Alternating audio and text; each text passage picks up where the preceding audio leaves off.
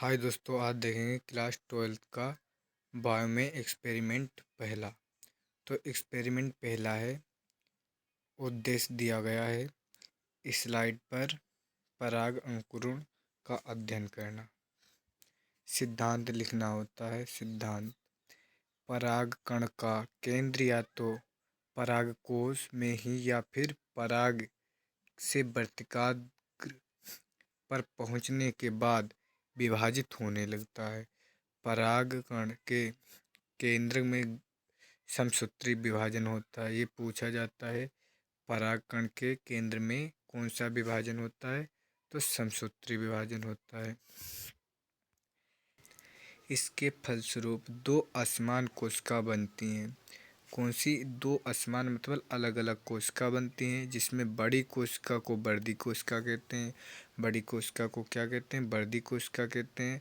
तथा छोटी कोशिका को जनन कोशिका कहते हैं। वर्धी कोशिका पुनः विभाजित नहीं होती है। वर्धी कोशिका होती है बड़ी कोशिका, ये पुनः विभाजित नहीं होती, परंतु ये जनन कोशिका होती है। ये विभाजित होकर दो असमान नर युग्मक बनाती है।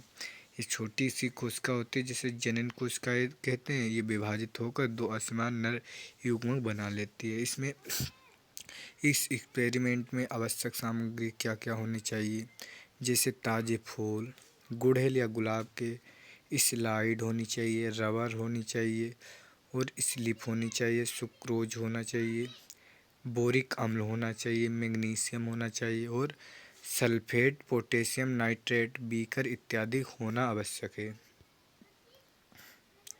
और इसमें विधि विधि इस प्रकार समझाई गई है कि पोषण विलयन बनाने हैं तो 100 मिलीलीटर जल में 10 ग्राम सुक्रोज डालना चाहिए और 10 ग्राम बोरिक अम्ल, 30 मिलीग्राम मैग्नीशियम सल्फेट का होना आवश्यक है और 20 मिलीग्राम पोटेशियम नाइट्रेट डालें व घोलकर विलयन एक तैयार कर लें।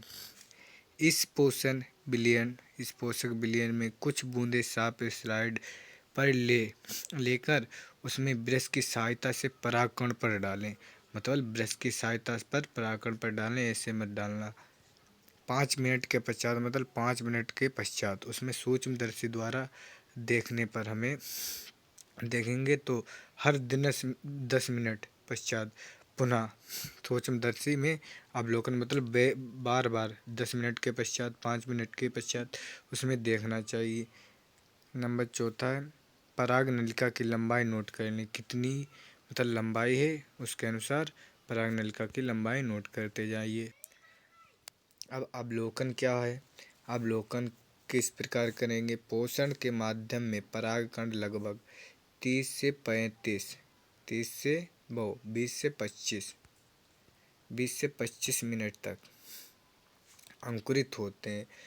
वर्तिकाग्र पर पहुंचने के पश्चात परागकण पर मतलब परागकण उस पर स्थित चिपचिपा शर्करा युक्त पदार्थ को शोषित करके फूल जाता है। जिसमें मतलब परागकण पर जो उपस्थित चिपचिपा पदार्थ होता है उसको अब शोषित कर लेता है और फूल जाता है। इसके कारण जर्म छिद्र, जो जर्म छिद्र होती है उसमें दरार पड़ जाती है, ये सोख लेता है, तो इसी के कारण चर्म छिद्र में दरार हो जाती है।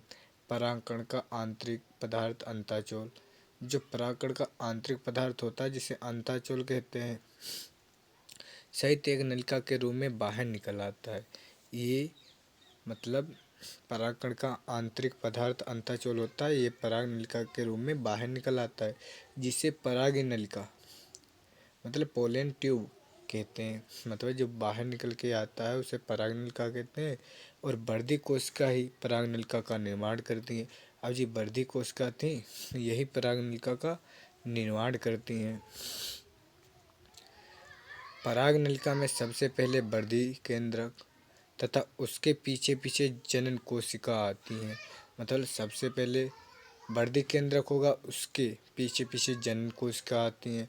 जनन कोशिका में समसूत्री विभाजन द्वारा बताया जा चुका है। जनन कोशिका में कौन सा विभाजन होता है? समसूत्री विभाजन द्वारा दो नई युग्मक का निर्माण हो जाता है। इस अवलोकन सारणी में जिस प्रकार का जितने वक्त का मिनट लगता हो, उनमें पुष्प का नाम डालिए। इसमें क्या डाला जाएगा? पुष्प का नाम। जो भी पुष्प है पुष्प का नाम डाला जाएगा। इसमें पुष्प नियम डाला जाए और इसमें जितना टाइम लगा 10 मिनट या 15 मिनट या जितना टाइम लगा उसमें टाइम डाला जाएगा। और इसमें जितने भी परागकण अंकुरित हो रहे हैं उसमें परागकणों की संख्या डाली जाएगी। संख्या।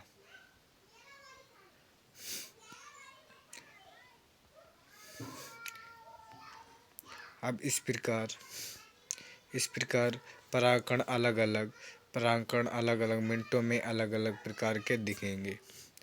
जितना टाइम लगे तो उनके अनुसार 4 परागण या 8 परागण ये समझाया गया है। अब निष्कर्ष देखिए, निष्कर्ष क्या निकलता है। परागकण शर्करा युक्त विलयन में अंकुरित होते हैं। परागकण होते हैं वो शर्करा युक्त विलयन में अंकुरित हो जाते हैं। इसके शर्करा अंकुरण के समय ऊर्जा प्रदान करती है। अंतःपराशरण एंडोस्मोसिस द्वारा परागकण विलयन के जल को अवशोषित कर फूल जाता है। मतलब ये पराशरण द्वारा जो पराशरण होता है उसका परागकण का विलयन मतलब विलयन के जल को अवशोषित करता है। परागकण विलयन के जल को अवशोषित कर लेता है और ये फूल जाता है, जिससे परागकण की दीवारें होती हैं, दीवार बड़ी वो दबाव पड़ने के कारण बाह्य चोल फट जाती हैं। अब ये फूल जाएगा, परागकण अवशोषित होकर फूल जाएगा तो परागकण की दीवारें उठती हैं वो फट जाएंगी और फट जाती हैं, जिसके फलस्वरूप परागकण के अंतःचोल इंटर होता है। इंटर को कहते हैं अंतःचोल परागकण नलिका के रूप में जर्म छिद्र से बाहर निकल आता है, निकल आता है। इस प्रकार परागकण अंकुरित हो जाते हैं। संभवतः बोरान परागकण अंकुरित को प्रेरित करता है। ये बोरान होता है परागकण को प्रेरित करता रहता है। सावधानियाँ क्या होनी चाहिए? सावधानियाँ क्या रखनी चाहिए? सावधानियाँ प्रयोग है, ताज़े फूल का इस्तेमाल कीजिए। अगर मुरझाए फूल होंगे तो उनसे मुश्किल है। स्वच्छ साफ स्लाइड होनी चाहिए। स्लाइड पर कुछ परागकण लें, मतलब ज़्यादा नहीं, कम से 15-20 ले लिए। कुछ होनी चाहिए 2, 4, 6 जितने हो। प्रश्न पूछा गया तो इसमें प्रश्न बताइएगा। पहला प्रश्न है कमेंट के माध्यम से। पहला क्वेश्चन है परागकण सामान्यतः किस प्रकार के होते हैं बताओ। पहला क्वेश्चन है परागकण सामान्यतः किस प्रकार के होते हैं। क्वेश्चन नंबर 2 पेलेनोलॉजी किसे कहते हैं। ये पेलेनोलॉजी होती है, ये किसे कहते हैं। नंबर 3 प्रत्येक परागकण। नंबर 3 क्वेश्चन है प्रत्येक परागकण की दीवार कितने स्तरों से विभेदित होती है। इसके नाम लिखिए। परागकण की दीवार कितने स्तर से विभेदित होती है। जितने स्तर से होती है उस सभी के नाम चाहिए। नंबर 4 क्वेश्चन है परागकणों की क्षमता। ये परागकणों की जीवन क्षमता वेबिलिटी से आप क्या समझते हैं। तो चौथा क्वेश्चन ये है। हाय दोस्तों, तो आप लोगों को कैसी वीडियो लगी तो आप लोग कमेंट के माध्यम से बताइए और चैनल को लाइक करिए, मतलब वीडियो को लाइक कर दो और चैनल को सब्सक्राइब कर दो। इसके प्रकार आपको सभी एक्सपेरिमेंट देखने को मिलेंगे। हम एक एक्सपेरिमेंट जितने भी बायो में है, बायो से रिलेटेड सभी कराएंगे।